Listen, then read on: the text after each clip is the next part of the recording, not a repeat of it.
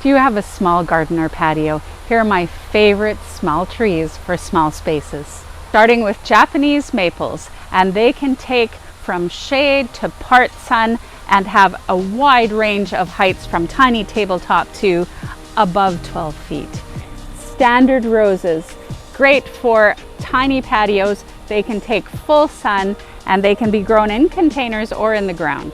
Standard hydrangeas, they can take from full sun to less than part sun, and they can be planted in a container or in the ground. Lilacs for early spring bloom, absolutely amazing fragrance, and you can use their flowers. They are edible. They can handle being in the ground.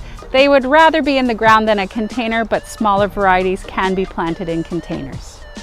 For later summer blooms that will take you well into frost, hardy hibiscus or Hibiscus syriacus, they can take full sun.